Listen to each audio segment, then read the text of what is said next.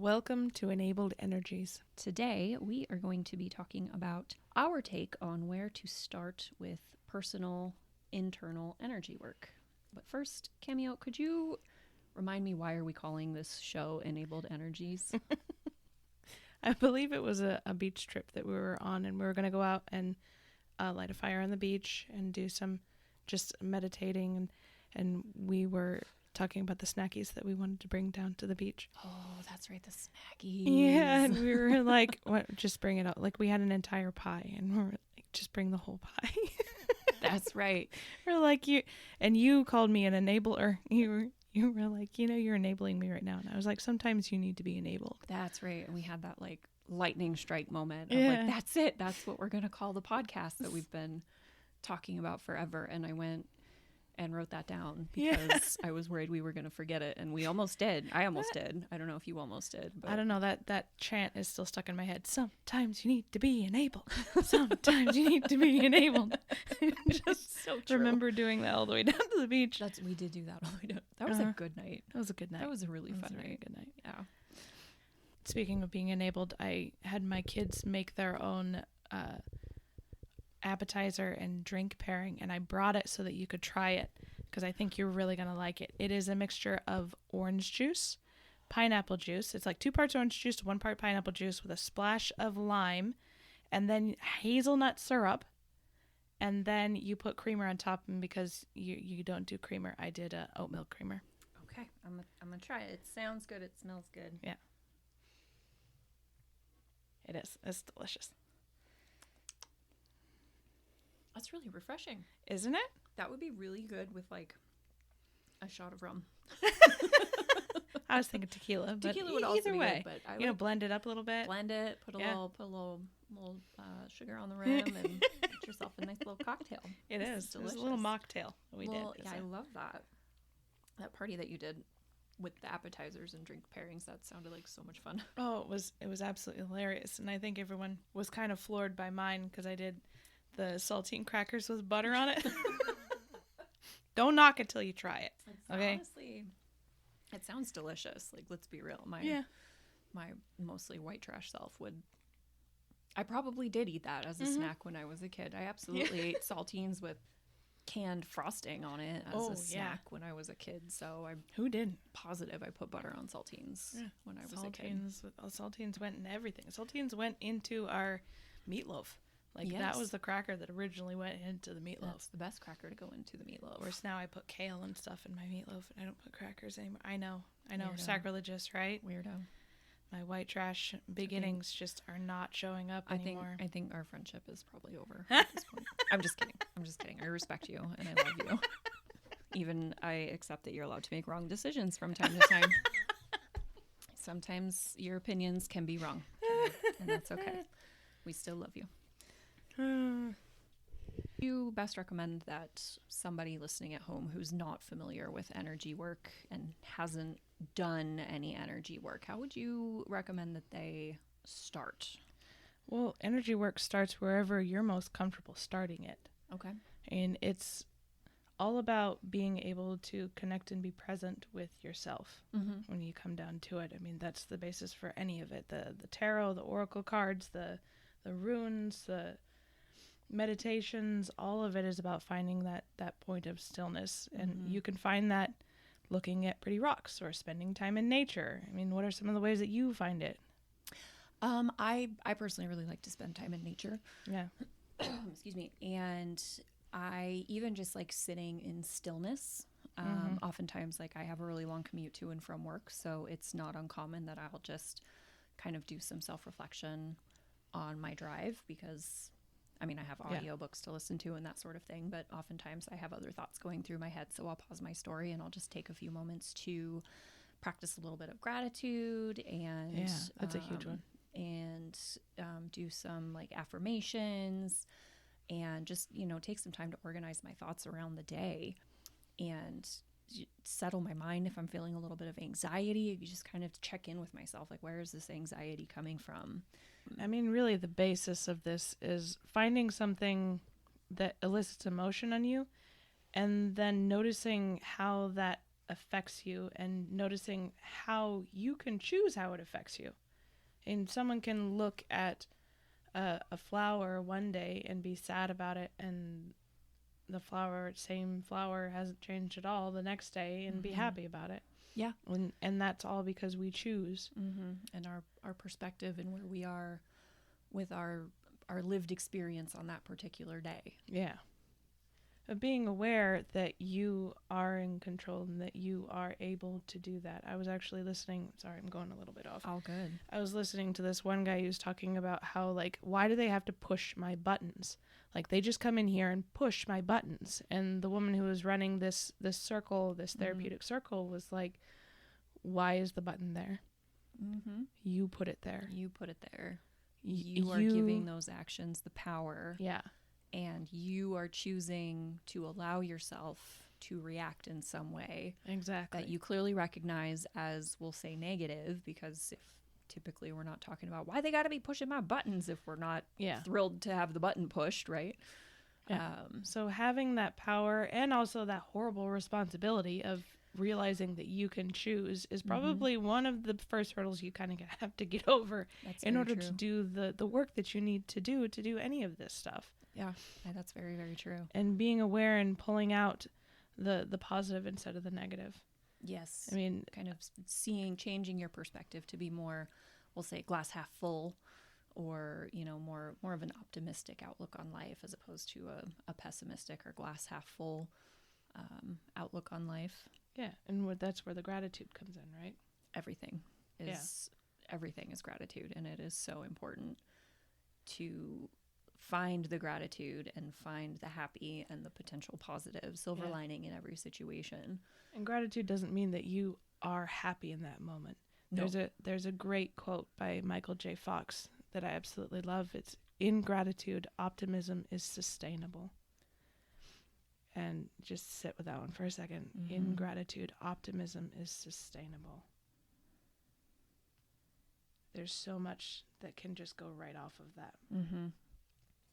Absolutely. And I think, depending on where people might be in their life, they might have different interpretations of that, but it's still a very powerful quote. And it is so incredibly true that if we can find a reason for gratitude and a reason for joy in every day, even the worst day has an opportunity for gratitude and joy. And it might be something really, really small, like a flower, or it might be something really, really big, like a happy wedding. My kids hate it when I drive them to school and stuff. Like, some of the days they'll just be grumpy, they'll just be horribly grumpy. And I always go, give me 3 things that you're grateful for.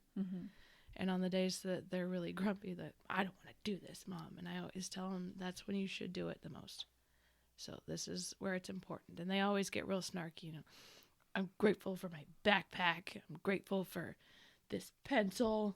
And I'm grateful that the car has air conditioning or something like that. They'll just pick 3 totally inane things. And it actually does change their day. And I think they recognize that at some point, but they hate doing it. Like, especially when they're really not feeling good. And unfortunately, that's when you need it the most. That's when you need it the most. And to just recognize that I'm feeling grumpy, and I can change my attitude and my outlook by just changing my perspective rather than focusing on being grumpy. I'm gonna change my focus to something potentially positive, even if it seems kind of trite and inane, like my backpack and this pencil, and but it does help. A couple days ago, it was, I'm grateful my socks are dry. I was like, okay, that's great. That's a good one. I love dry socks. Really glad you put on dry socks this morning, because the alternative would honestly be kind of gross. Yeah. Why would you do that to yourself? Seriously. Good choice this morning. Good choice. Good choice in putting on dry socks. Good job, kiddo. Yeah. I love that. Okay, so back to gratitude being a perspective that we have on life, and changing that perspective and realizing that nothing that happens is inherently good or bad until we assign it a good or a bad demarcation or connotation in our lives. Yeah. I think you had a really good example, a really good story from A New Earth. Tolle. Yeah, Eckhart Tolle wrote a book called A New Earth. I don't know if you've ever heard of him. I don't think I've heard of him. I don't think I've read the book though. It's a really soothing book, and every time I started, just like in the middle of the book, and you'll find little gems and stuff. It's one of those books that you could probably read 100 times and still get new things out of it. But there was one story in particular of a farmer who raises horses. And one day the store comes through and knocks down the fence, and all his horses run away. And everyone's like, "Oh my God, your horses, that's such bad luck." And he's like, maybe not, maybe so. And then the horses all come back, and they come back with a team of wild horses. So they like triple their number and all this stuff, and they just finished the fence. So they get all these horses, and they're like, "Wow, what good luck." And he's like, maybe not. Maybe so. And then his son, who's trying to break one of the wild horses, breaks his leg. And everyone's like, "Oh, what bad luck." And he's like, "Oh, maybe not. Maybe so." And then the army comes through and is like, "We're enlisting all able-bodied men, and they can't take his son because his leg's broken." And they're like, "Oh, what good luck." And he's like, "Maybe not. Maybe so." And it's all the perspective. I mean, these things might be categorized as negative or positive, but they simply just are until you assign them a good or a bad. Totally. And so being able to recognize that you can assign this as a good or a bad.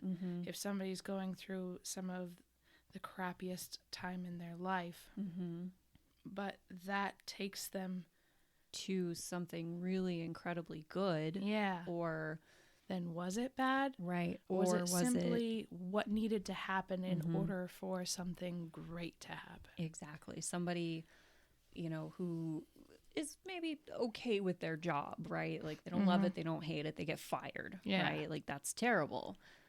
Maybe, but maybe that's going to open the door for them to, with their severance package, go on a, month-long yoga retreat that they've been wanting to do, and it changes the trajectory of their life because now maybe it finally pushes them to start that business that they've been talking about for years that they never did because I have a good job, right? I'll just stay right here, keep everything nice and absolutely. I think the same. I think oftentimes the universe does kind of give us the kick in the pants that we may or may not know that we need to make changes, and it's up to us. Yeah, sometimes we don't like it. Sometimes it's really uncomfortable, right? Super uncomfortable. Because there's comfort in the known, and it's in the stagnant, actually.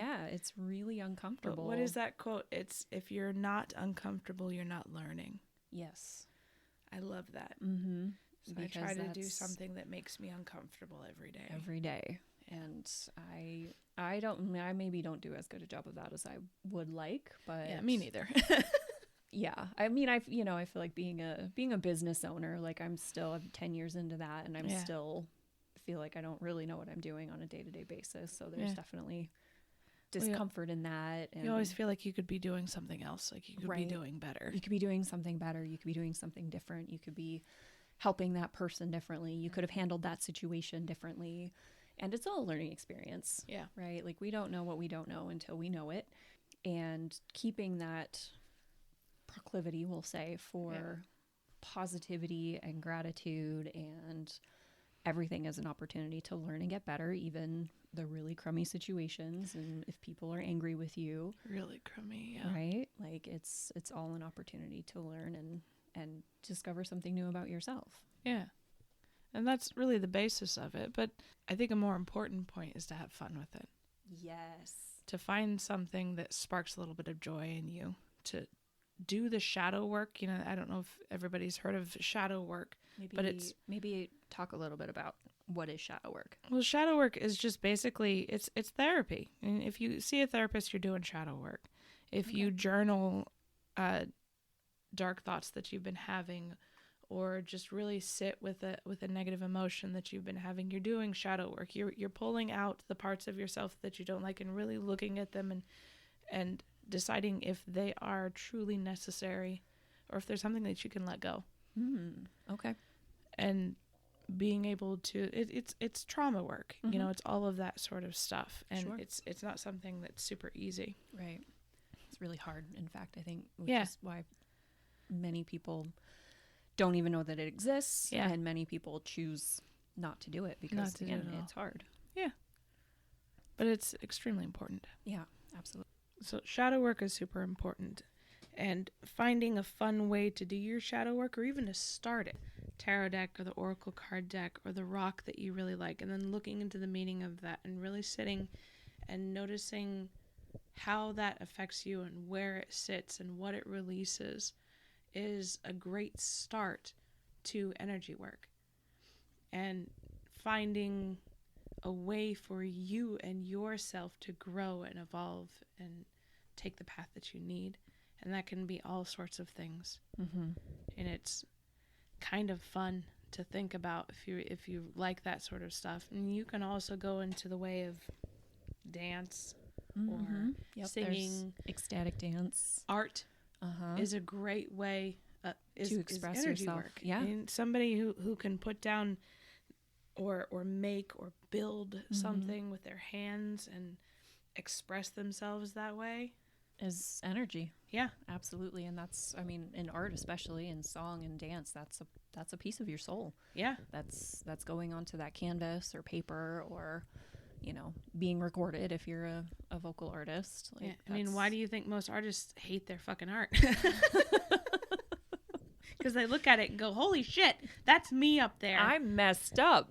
Or like, I don't like that, or it's not perfect enough, or they see all of their flaws. They see all of the, you know, negative that they put out that they're pouring onto whatever medium it is that they're using. Yeah. And it can be I can see that traumatic. Being painful. Yeah. I remember the first time I did a self-portrait. I had to use a hand mirror because I couldn't look at my full face in the mirror. And then I had to look at this painting that I'd made of myself, and I was like, you know? But it was also eye-opening on how negative I viewed myself. Have you seen or heard the experiments where people will have an artist draw a portrait of a stranger, and oh gosh, how does it go? They'll have somebody that doesn't know you draw a portrait of you just as you sit, what they see. And then they will ask the person who had their portrait drawn to like describe themselves to like a police sketch artist kind of a thing. And like, you wouldn't know you're looking at the same person. Like the way that you describe yourself. Way that we describe ourselves is typically so incredibly harsh and just mean. Yeah. Right? Because we see our biggest flaws, right? Like we see like, oh, my nose is too big, or my lips are too thin, or my eyes are too close together or too far apart, or I have a double chin. Or my ears are too big, or they stick out, or I hate my hair, you know, and we're so negative and so critical of ourselves when a complete stranger looks at you and sees like the beauty that is you and your features that you don't see, because I'm going to say our society and our culture has conditioned us to find the negative and be very critical of ourselves, because, you know, how else are beauty companies going to make money if they don't have us all convinced that we're hideous monsters? We need to cover it up. We need to cover up the flaws. We can't have freckles. We can't have moles. We can't have our hair bigger. We have to have big hair, but it can't be too frizzy, or it has to be really glossy, or, you know, it has to be a certain color, or you know, where our eyes have to be a certain shape and size, and the eyelash craze that is happening right now is nuts. Like, very few people have found the tasteful balance of eyelash extension that it's not just like a caterpillar on your eyelid. And no shade, no hate to people that love and have the big falsy eyelashes. It's not for me. Oh, if you're doing it out of love for yourself, you know, I think that's the big difference. Absolutely. Like, if you're painting your face every morning because you hate your face, that's not cool. If you're painting your face every morning because you love it and you love the results, and it is an art project, a therapeutic art project for you, then go for it. Absolutely. More power to you. Again, the intention behind something is extremely important. Absolutely. And really should be grounded in love. All things should be grounded and based in love. Grounded in love. Yes. Really should be. Really, absolutely. Love is everything. Yep. Like, let's just, I cannot say that strongly enough. Love is everything. It's everything. So how to really start for yourself, right? Yeah. So, I mean, I think for me, I think one of the biggest lessons was just learning how to notice my own body and my own feelings and where in my body those feelings live. Just sitting in your body. And just sit in my body. Not and having to know what it was. Don't assign why. any judgment or any positive or negative, or don't have to rationalize or really think about. I mean, you have to think about it, but not with your left brain, right? Just like sit and feel and don't have distractions, right? Like, you know, some soothing music maybe, but like you can't be watching TV, or I wouldn't recommend watching TV, or it's too distracting. Yeah, just be. And the thing is, you don't have to do it for very long. No, and I mean, all these people are like, you need to do 10 minutes, and it can be 30 seconds. It can be a breath. Mm-hmm. I was reading something. What was it saying? It was about 7 seconds. It was like you can completely pull yourself into presence in a 7-second span. And that can be a couple of big breaths. Yeah. Or even one big breath if you really did it. Yeah. You know? And often just noticing your breath. That's all it takes to break that spiral in some cases. Sometimes it needs, 17 breaths, but like oftentimes just noticing I'm spiraling. Yeah. I need to breathe. Is enough to kind of pull yourself out of the spiral. And then from there, notice like, okay, like, where am I feeling that? Yeah. Right? Am I feeling it? Is it in my chest? Is it in my stomach? Is it in, my lower belly? Is it in my back? Is it, where is it, whatever it is, be it fear or anger or anxiety or happiness or joy, and just noticing and just being aware of your body and what your feelings inside of your body may or may not be trying to tell you. Yeah. Because I think so many of us have learned to repress our feelings and our emotions and push it down. And I think especially women, if it's not a happy feeling, right? If it's not joy or happiness or compassion, you're not allowed to feel it. Like you're not allowed to express anger or anxiety or stress or, fear. Maybe we're allowed to express fear, but only in the right circumstances, because men have a raw deal too. I mean, they're not supposed to. That's feel true. Sadness men aren't allowed to feel sadness or vulnerability or any of that sort of stuff. Our society has not been kind to either side. No, and they just haven't. Allowing us as human beings to feel and express our very normal, natural human emotions. And we have not been doing ourselves any favor on that note. Yeah, and knowing that just that 7 seconds, finding those moments throughout the day, and this isn't something that you have to do, That's one thing that I hate, and I tell all of my clients, I'm like, you don't have to cut out 10 minutes of your day to do this exercise. Find a way to fit it into everything. And if you forget for 6 months, you forgot for 6 months. Just be like, okay. Oh, all right, I'll do it now. Right. And I remembered today. I remembered today. Yep. And then you move on. It's like with the journaling thing. Oh, I'm not going to journal every day. Okay. I journal for 3 days straight and then forget about it for 2 months. That's and honestly, still that's me helps. Too. Right? Like still helps. I was talking earlier about, doing some gratitude and affirmations on my commute into work. Do I do that every single day? Heck no. No. Heck no.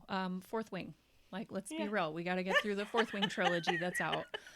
Brandon Sanderson just released another Stormlight Archives book, and apparently somehow I've forgotten every detail that happened in book 4, so I have to reread. So you gotta go back. Book 4. And am I doing gratitude and self-affirmations in the middle of the Stormlight Archive? Absolutely not. Right? So that'll be 2 months before probably I'll do any more gratitude in the car again. But like you said, and it still counts. It still counts. And it's still, will there be a day in the not too distant future where I'll be driving and I'm like, I really need to do some gratitude? Absolutely. Yeah. And I will pause the story and I will do gratitude, but it's not every day, and it doesn't have to be. And that's okay. It doesn't make you or me or anyone else a bad person or failure if you forget to do gratitude or journal or notice your body or whatever it is. This is practice, right? This is energy practice. And it's about not shaming ourselves. Mm-hmm. What happens when we fail? We learn. And we grow. Yeah. That's where we grow and become new and different people. So this work really, in addition to just noticing our body and our emotions and what is and what isn't, it all really kind of comes down to learning to trust yourself and learning to trust your kind of instinctual, inherent, your intuition. And that you got to learn to trust your own intuition. That's so hard to do. Yeah. And knowing kind of the feeling of an intuitive yes and an intuitive no. Yeah. And I guess a good way to learn that or to discover that for yourself, if you don't know what that intuitive yes or no feels like, you got to measure it up against stuff that you already know is a yes or a no. Yes. So sit with something that you really like, a thought of something or an actual something, you know, like a sunny day. Sit there with that sunny day. Mm-hmm. If you like sunny days, what does that feel like? What it feels like. And a lot of people will be like, oh, well, I feel light. I feel bright. I feel, higher. Like it lifts me up. For me, it's almost like a sense of like excitement. Yeah. In my you body. Get more energy to do it. Yeah. And then opposite, you think of something negative that you don't want to do, like going to work or going to a funeral. You get that heavy, that dark feeling that just kind of pulls you down. Mm-hmm. And that's your no. Mm-hmm. So the light feelings are your yeses and the heavy feelings are your nos. Yeah. And being able to kind of feel those in your body with everything that you do. And that's how, like, because I love rocks. I pick them up all over the place, not only in shops, but on the ground, just everywhere. On the side of the road. And when I tell my kids to go through them, so that we can look up in our crystal book or whatever it is. Totally. I say which one gives you the light feeling, and that'll be your message for the day. So they run their hand over the top of them, and they love doing this in the stores too, because they know mom will buy them anything that they feel light about. Mom, you get this one for me. They've got your number. Yeah, I know, right? You just run your hand over it, and when you get that little feeling, there's your message right there. Your body and your intuition and your inner guides and whatever you want to call them, God, universe, whatever it is speaking to you at all times. Yeah. And if you just learn to listen, Jinx. It will give you the message that you need. Right. Even if you don't want to hear it. That's, I think, one of the hardest things is when we get a message that we don't want to hear or are not prepared to hear. Yeah. What do you do then? You have to sit with it. You really do. And, there have been several times that I've gotten messages like that. Like I started doing runes, and I love runes, but they are very sassy, especially mine. And I'll throw them, and they'll tell me stuff, and I'll be like, well, there you go. And then I have to sit with it for a couple of days. Sure. I write it down, and I write down what I think it is, and then I leave it there for a couple of days, and I have to come back to it and just be like, okay, is this making more sense now? Yeah, it is. God damn it, I gotta do that. Right. Do you ever write down what you think it is and then sit on it for a couple of days and you come back to it and you look at it again and realize that wasn't it? It was. Yeah. You misinterpreted the message. And that's the thing, like I've kind of given up writing down exactly what I think it is at the time. I'll write down what the basic message is. Sure. What the basic message is. And then when I come back, I'll be able to look at it and you just know, Yeah. It's like when somebody gives you a piece of the puzzle and you're like, yeah, that does go there, Usually you're excited about it. Ooh, right. That goes there. Right. Or like look you get the piece and you try it and it doesn't fit and it doesn't fit and it doesn't fit. And finally you turn the stupid thing around and you're like, oh, That's it needed to be turned around. It looked like it fit the other way, but it didn't. Yeah. Yeah. Because you were trying to fit another puzzle piece in there, and it didn't even go to that puzzle. Right. It was the wrong thing entirely. But you really wanted that puzzle piece to fit. Right? Because that was maybe easier. Yeah. Than finding Would have been a lot easier. the other piece. Yeah. Have you ever, talking a little bit about like tarot and oracle decks, have you ever been like shuffling your deck, you know, and that one card pops out and you look at it and that's supposed to be like your bonus card or whatever? Yeah. And you look at it and you're like, nope. And you put it back. Yeah. And then you draw that same card. Yes. How that has happened to me probably 3 or 4 times in my relatively limited time working with the decks, and it just about every time I've stopped doing it now. Like if a card obviously jumps or pops out of the deck, if like it jumps out, I set it aside. I'm like, okay, I'll sit with that. But initially, like I didn't even initially realize that like that jump out card is like. And here's the cool thing about those jump out cards and the messages that come that you're not really ready for, that you are ready for them. Right. Like even if you can't absorb the entire meaning right now, you're supposed to start now. Yes. So you start it now. Mm-hmm. And then later on, once you keep doing this, you'll notice, oh yeah, look at that. It told me this 3 months ago, 6 months ago, a year ago. Right. And now it makes more sense. Now I've been able to process it. Now I can move forward with this. Whereas if it had just shown up, then you probably would have had the same reaction that you did 6 months, a year ago. Right. And been like, no. Nope. Not ready. I'm not doing that. Absolutely not. It's so like, it really does. The universe gives you what you can handle when you can handle it. Yes. It does. It's so I promise. True. My last tarot reading with, oh shoot, I'm going to forget her name, Barbara Stotts. Thank you. Yeah. Hey, Barbara, if you're listening, we love you. I think one of my like guide card for this year was the Towers. And, you know, she's like, okay, like you're going through a lot of changes. And I was like, you bet I am. She's like, okay, so you know that. I said, I sure do. And she's like, okay, because with the towers, like you've got 2 options, right? Like the lightning is striking the tower is on fire, and you can choose to leap out of the burning tower and have a little bit of say in where you land and how you land, or you can cling to the tower desperately and stay there until it burns to the point that it will just topple down around your ears. And then you're, you know, potentially trapped in the middle of this fallen tower.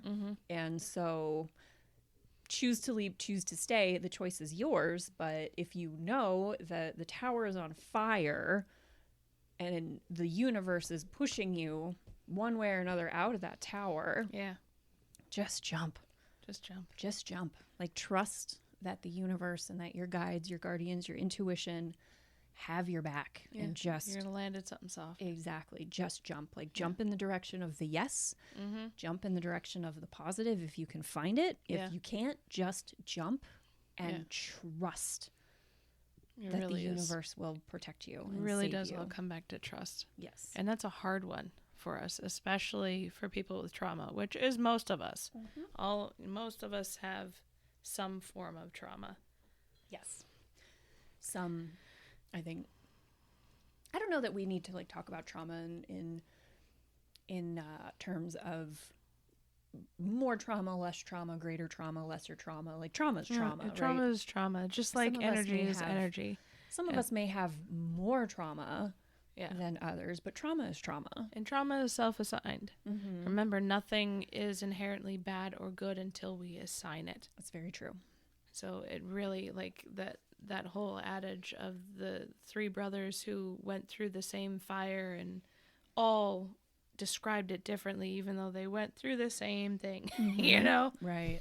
Like one of them was scarred for life and the other one, you know, was just like, oh, it wasn't too bad. And, you know, it just depends on perspective. Totally. And how we assign the experience. Did we feel helpless? Did we feel empowered? Did we feel like there were options? Did we feel supported? Did we feel completely alone. Like all of those things can really impact before, during, and after. Yes, all of and those all things. of it. And I'm not saying that like the middle brother's trauma wasn't as bad as the one that walked away thinking that his life was over, and it's not. And the one who thought it was no big deal. The one who thought it was no big deal probably has just as much trauma as the one that thought his life was over. He's just not addressing it. Or he might have let it completely go. Yeah. You don't know. Everyone processes something completely different. And that's the point of this, is figuring out your best way of processing it. What is our end goal here with energy work, do you think? Our end goal with energy work? I don't know that there really is an end goal. I think being, in general, more... For me, being more connected to myself and to the universe and world around me, and having maybe an increased amount of empathy for others and other people's situations. So right? Not getting triggered so much. Not getting triggered so much. And and not assigning positives or negatives to things that don't affect me, right? Like... I don't know, the grumpy person at the grocery store that you know, maybe bumped your cart into that yells at you or whatever. Like, I just let that go. Yeah. You know, that probably they're yelling at you, you know, you apologize. I'm so sorry. I didn't mean to bump into you. I wasn't paying attention. Like, oh, they get all pissed off. Like, their pissed offness is likely unrelated mostly to my bumping into them with my shopping cart. Like, I apologized. I owned that I wasn't paying attention. From there, that's on them. Like, if they choose to accept my apology or not, that's on them. And I'm not going to not carry that through. Yeah, I'm not going to let that interaction ruin my day. Yeah. Right? I don't, you know, obviously try not to bump into people in the grocery store, but it happens, right? But, like, life has ups and downs, like, all of the time. Right. And I don't know. It's just about being able to navigate those without crashing at the bottom. Right. Yeah. Right? No need to crash at the bottom. Totally. Just let it... Apply your brakes. Go through it. You'll come back up to the top. Absolutely. And, you know, I don't know what that person is going through. And I try to remind myself in those situations. Like, I don't know what they're going through. Maybe they just got fired. Yeah. Maybe a loved one has passed away. Yeah. Maybe they're going through something really, really hard and they are not at their best in that moment. And... Oh my God, dude, I'm horrible in the car, right? Tell me more. I just let it out. Right? I'm like, what is wrong with you right now? Right? Like, I don't understand why you're such a shitty driver right now. And I was doing that with my kids in the car. And, you know, I talk to them about this stuff all the time. And there was one day, this one dude is just being a total jack and like slamming on his brakes and like swerving in front.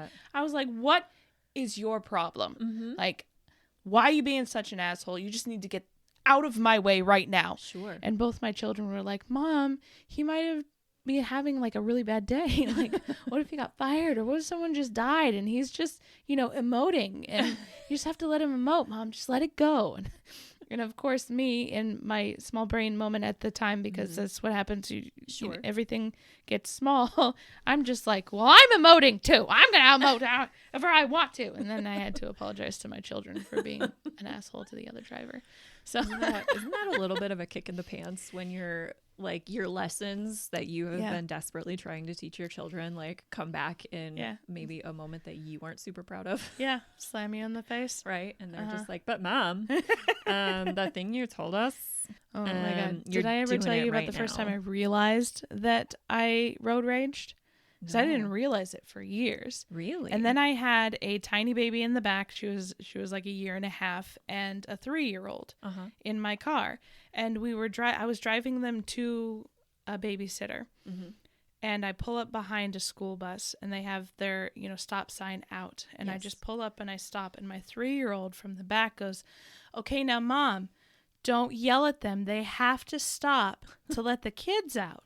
And they're, you know, they just have to. So don't yell at them, okay, Mom?" Oh, and I remember like turning back to her and being like, "What are you talking about? Like, I don't understand." And then I started paying attention and realized I'm an angry driver. Like, oh no. I yell at drivers all the time. Oh my goodness. And I talked to my husband about it, and he was like, "Yeah, why do you think I drive?" And I said, "I don't know. I just thought you liked driving." didn't even notice. Didn't even know. Isn't that funny how like such a relatively small moment can like flip such a big switch of self-awareness? Yeah. Of like, oh, having someone else point something out and you're like, oh, I do that. I do that. Right. And I, kind of on that note, I think sometimes that can be one of the most helpful things is to have somebody who loves you and you also care about say something from maybe in that moment she didn't know it was from a place of love. No.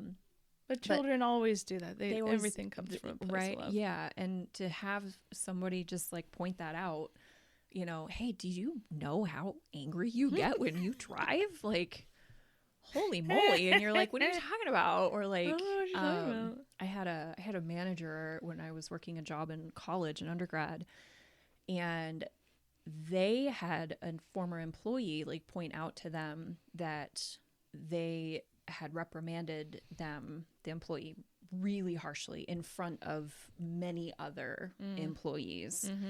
And then like disrespected the employee that got reprimanded by like rolling their eyes and like making like a really judgy kind of a face. Ugh.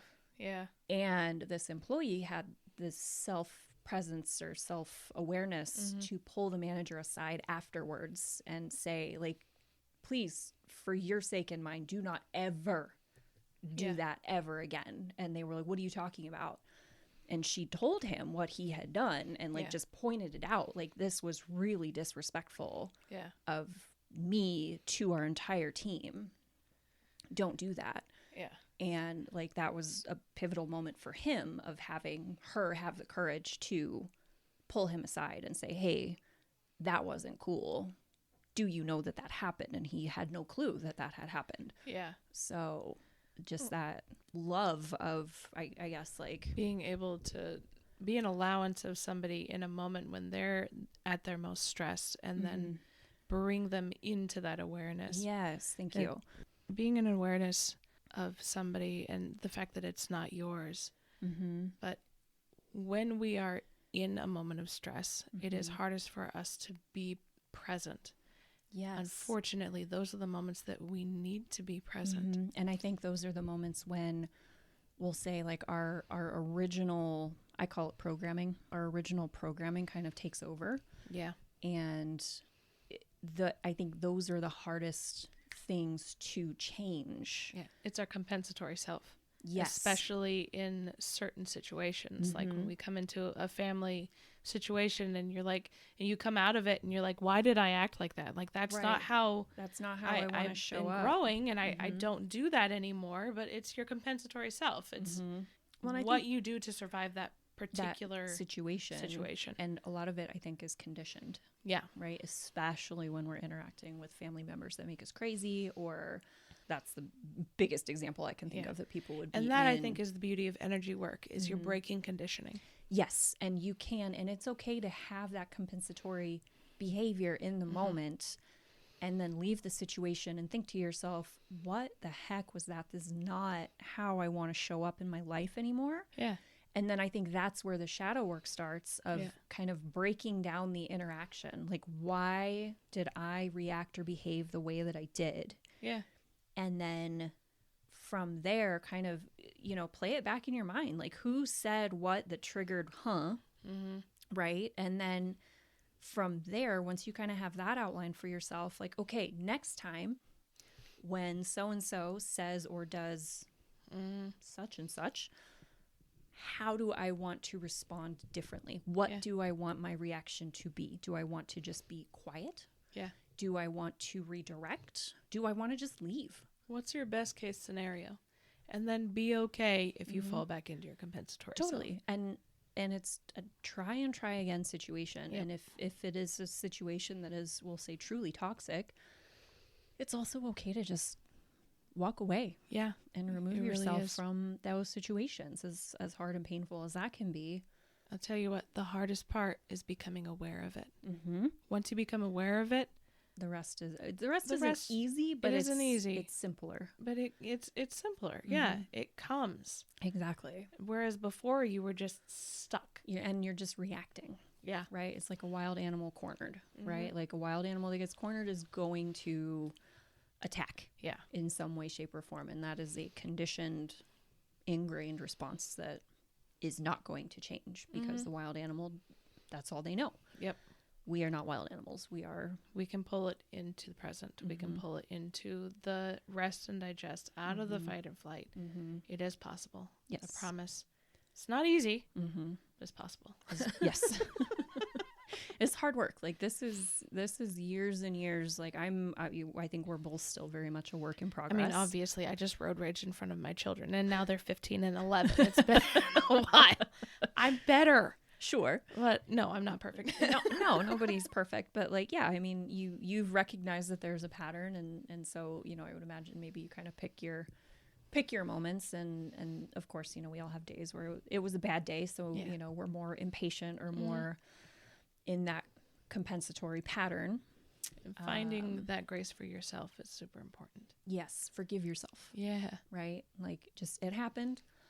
I'm a work in progress. I am still worthy of love and kindness and compassion, and move on. Tomorrow is a new day. Today is a new day. Yep. Like I have another opportunity every single time you get behind the wheel. Yeah. You have another opportunity to change the patterns, change the behavior. Sometimes I don't want to though. That's okay too, right? Sometimes it's fun to road rage. Because you can just spill stuff out as you're driving down. You're like, this has nothing to do with you. I was gonna say, but sometimes the road rage isn't about the other drivers. It's it's never about it's the other about drivers. you purging your own feelings in a, we'll say, hopefully say, because you just yell, right? Yeah. Like you're not No, tailgating, you're I'm not honking my horn, swerving around and cutting people off and, you know, going down the shoulder. And no, it never gets unsafe, especially with my kids in the car. I'm not going to do that. I just yell, yelling. you know, and tell people, just purging you the stupid sounds. idiot. Why would you do that? God damn it. What do you? And sometimes I'll point it out for my oldest, you know, because she just started driving. I'll be like, that is an idiot move right there. Like, don't do that. You know? You see that? Don't drive like that. So, okay. So moving on. So we're talking about the self-awareness and being present and being mindful. present, noticing, mindfulness, and then being aware not only of what's going on internally in our emotions, but also, you know, potential messages from how it manifests in the physical world. There you go. Because everything comes into us as its own meaning. And if you're looking for positive, you're going to find positive. If you're looking for negative, you're going to find negative. And really, there's messages all over for us. Yes. And it's about, you know, finding the red in a room full of brown. And it's you're going to find it. Our personal interpretation of the messages, right? Or the red in the room full of brown. Like finding the positive and looking for the positive and retraining your brain to look for the red instead of the brown or the black or the blue or whatever. And I mean, those messages can manifest externally in the form of billboards on the side of the road as we're driving. Yeah. I see a lot of messaging in license plates as I'm driving. As I said, I have that really crazy long commute. Songs on the radio, sometimes even like messaging in the audiobook that I'm listening to, like something will strike particularly hard and I have to like pause it and like, think about that, right?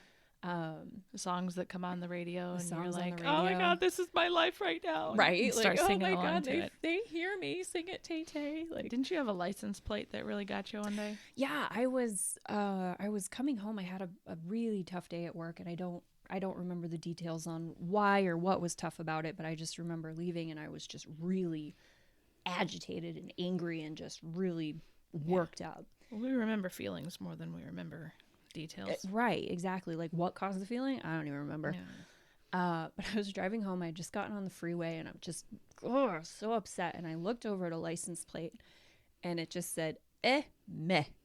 Like EHHMEH was the license plate. And meh. And I just started laughing because I was like, you know what? You're right? Like, right. I see it, I hear it, I get it. It's not that bad. No. Right? Like this too shall pass. I'm okay. I'm healthy. I'm going home to a loving husband and my great dog and my wonderful home. And like, it's not that bad. Like, meh. And it's just, like, it just completely reformatted my whole rest of my evening. Like it just like completely reset. I think by the time I got home, I had completely forgotten about whatever it was that I was upset about. Yeah. And like I said, I don't even remember what I was upset about. I remember being upset, and I remember seeing that license plate and just laughing. Like I must have laughed hysterically for like a good 3 minutes in the car. Like I was crying laughing over this license plate, because it was such a like lightning strike message from the universe at large, from my guides, my guardians, whomever, whatever it was. It was just like, it was almost like a hand on my shoulder, like, let it go. Yeah, just let it go. Like you're not doing anybody chill, man, any favors. Right? You're not hurting anybody by being angry. You're hurting yourself, if anything. Just let it go. Right? Like it's not worth the headache, the heartache, the stress, the anxiety inside of your body. Like meh. And honestly, I feel like, you know, so many of us would be much better people if we could just embody the meh like lifestyle of like like just let it go. Be aware, for those who are listening, like be aware and just look for the messages, and if you can, like find the positive, find the silver lining, the gratitude in every situation. And if you can't, like just try to just, this is what it is right now. You're going to move through it the best way that you can. Exactly. And on the other side, it will be better. And the more positive and the less negative we can assign to every situation, as opposed to the like pre-programmed fear reaction, fear response, or anger response. Or that's one thing that I like telling my kids especially is I don't want to make decisions out of fear, right? Like, or anger, which I think actually they're the same emotion, but that's another thing. They're pretty similar. Pretty closely the same family. I think everything is actually from fear. I think there's you get angry because you're afraid, right? You know, and so fear is kind of that base one, but not making the decision, not basing your choices off of the fear is really important. Absolutely. To take a moment and step away from that like immediate knee-jerk fear response, and you know, take some time to process, or just to think about it, and let that initial right, let that calm, right, and then formulate your response. Like that's, you know, when you're like angrily writing the letter or the email, right? Like sit on it overnight. Maybe don't reread it tomorrow. Don't click send right now. Right? Reread it in the morning. Do you still want to send it? So I guess I'll summarize, like the universe only gives us what we can handle in the moment when we can handle it. So even if it feels really, really big and hard and heavy, you're not going to get projects and tasks and challenges that you cannot handle, that you cannot get through. Right? Like, just learn to trust. Learn, especially yourself. We don't trust and love ourselves enough. And our bodies, our energy system, they're not going to give you more than you can carry. And if it feels too heavy, that's why we have friends. That's why we have family. That's why we have connections with other people. Because I mean, how empowering is it to be able to call a friend and say, "Hey friend, I need some help carrying this. Can I talk to you? Can I unburden myself a little bit?" And like, is that not like the best day ever? It is the best day when a friend calls you and is like, "Do you have a few minutes? I need to vent. I need to unload." Right? And you're Some like, of my favorite friends are the ones that are going to be like, "Is that the best idea?" Or they just straight out be like, "Dude, that's stupid. Don't do that." Right? Like, and to give honest feedback for you when you're like, "Oh my God, I'm like freaking out."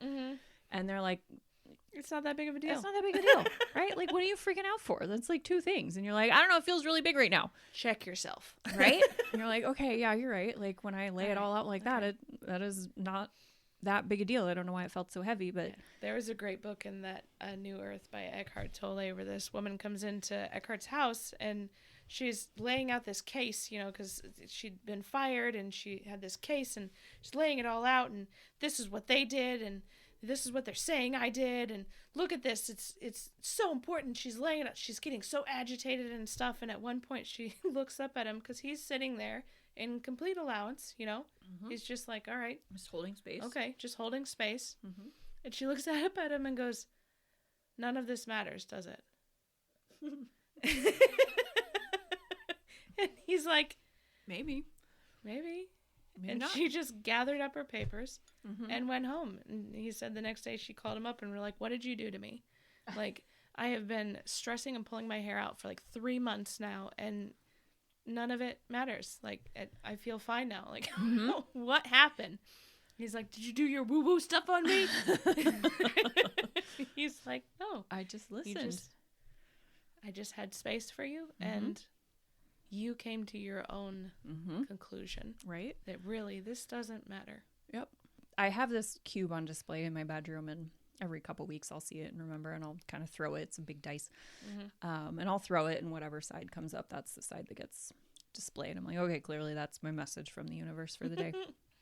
And one of them is, if it's not going to matter in 5 years, don't spend more than 5 minutes thinking about it, worrying about it. 5 years. So that means this whole political debacle is going to be over, right? I hope so. Only 5 minutes. Only 5 minutes. 5 minutes at a time. I can do that. So, and I love that because it's like, okay, so because it does kind of make you think, like, is this particular thing or situation really going to matter in 5 years? And like, my ADHD is like, I'm not even going to remember it in 15 minutes. So like, no, probably not. I like that as like a good reminder of, especially if it comes up when I'm going through something, like, oh, is this going to matter? No. Okay. Just let it go. Move on. I have defaulted to the pandemic flowchart. Do you remember that one? The guy was like, the first question is, do I still have to go to work? And if the answer is no, then the second question is, do I still have to pay my bills? And if the answer is yes, then it doesn't matter. Go to work. When you need to do something, you will do something. Do what you can. And, I'm in kind of a mode of like, I'm going to do what I can to promote goodness and cohesivity in my community. Love and compassion and acceptance for the people in my community and what they are going through, whatever side of whatever they're on. Doesn't matter. They are still worthy and deserving of compassion and empathy and care from me as a human being to them as a human being. Yeah. And that's all we can do. Yeah. Right? Like, is uphold our own values and ideals. And try to spread that good and that love through the community and as far and wide as we can. Trust yourself, find presence, find that thing that sparks joy, and just really, listen to yourself in your body. Yeah. Is the key points here. Get comfortable listening. However, to if your favorite thing to do is get into the middle of the woods around a fire and dance naked around it, do it. Do it. Right? Do it. Absolutely. Squat in a river. Do it. It is. Find rocks. Go in the woods and find some rocks. Go in the woods and find some rocks. Or sticks. Sticks are good too. Yeah. It's so healing and reviving to be in the forest. That's a whole episode right there. Probably like the power of being in the forest and nature. So, okay. I think on that, we'll wrap it up for today. If you enjoyed our conversation today and want to learn what else is possible and how it can get any better than this, follow along with our journey. If nothing else, it should be a lot of fun. We love you.